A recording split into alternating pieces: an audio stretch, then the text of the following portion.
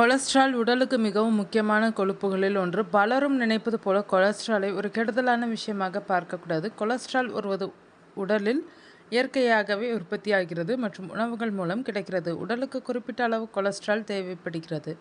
நாம் உயிர் வாழ அது அவசியமாகும். அதே சமயத்தில் அது அதிகமாக இருப்பது உடலுக்கு தீங்கு விளைவிக்கும். இதயம் மற்றும் இரத்த நாள பிரச்சனைகளுக்கான அபாயத்தை அதிகரிக்கிறது. லிபிட் ப்ரொஃபைல் என்ற இரத்த பரிசோதனை இதயத்தை பாதுகாப்பதற்கான சிகிச்சையை வழங்க உதவும். HDL கொலஸ்ட்ரால் என்பது ஒரு நல்ல கொலஸ்ட்ரால் என்றும் இது உங்கள் தமனிகளை பாதுகாக்க உதவும் என்றும், LDL கொலஸ்ட்ரால் ஒரு கெட்ட கொலஸ்ட்ரால் என்றும் அது அதிகமாக இருந்தால் இதயம் பாதிக்கப்பட வாய்ப்பிருக்கிறது என்றும் கூறப்படுகிறது. கொலஸ்ட்ராலை குறைக்கும் 10 உணவுகளை பார்ப்போமா? ஓட்ஸ் மற்றும் பார்லி. இவற்றில் உள்ள பீட்டா குளுக்கான் என்ற கரையக்கூடிய நார்ச்சத்து கெட்ட கொழுப்பை உறிஞ்சி உடலிலிருந்து வெளியேற்றுகிறது. பீன்ஸ் மற்றும் பருப்பு வகைகள். காராமணி, கொண்டக்கடலை, துவரம்பருப்பு போன்ற பருப்பு வகைகளில் நார்ச்சத்து மற்றும் தாவர புரதம் நிறைந்துள்ளது. இவை கொழுப்பை குறைக்க உதவும்.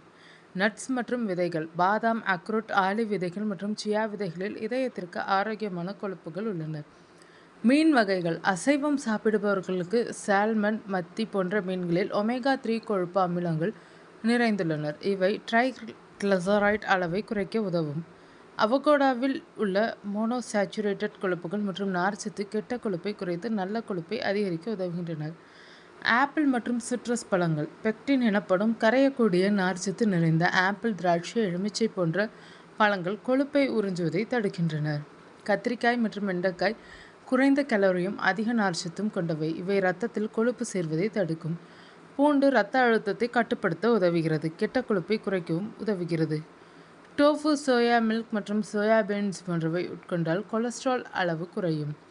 சமையலுக்கு ஆலிவ் எண்ணெய் மிகவும் சிறந்தது. அது கெட்ட கொழுப்பை குறைக்க உதவும். தவிர்க்க வேண்டிய உணவுகள் என்னென்ன என்பதை பார்க்கலாம். முழு கொழுப்புள்ள பால், வெண்ணெய், சீஸ், பேக்கரி உணவுகள், கேக், சாக்லேட் மற்றும் எண்ணெயில் பொரித்த உணவுகளை தவிர்க்க வேண்டும். கொலஸ்ட்ராலை குறைப்பதில் நடைபயிற்சி ஒரு முக்கிய அங்கம் வகிக்கிறது. இது கெட்ட கொழுப்பை குறைக்கவும் நல்ல கொழுப்பை அதிகரிக்கவும் செய்கிறது. தினமும் 30 நிமிடங்கள் வேகமாக நடப்பது நல்லது. மருத்துவ நிபுணரின் ஆலோசனைப்படி உணவு முறை மாற்றங்களுடன் இந்த நடைபயிற்சியும் செய்யும்போது கொலஸ்ட்ரால் அளவு சரிவிகிதத்தில்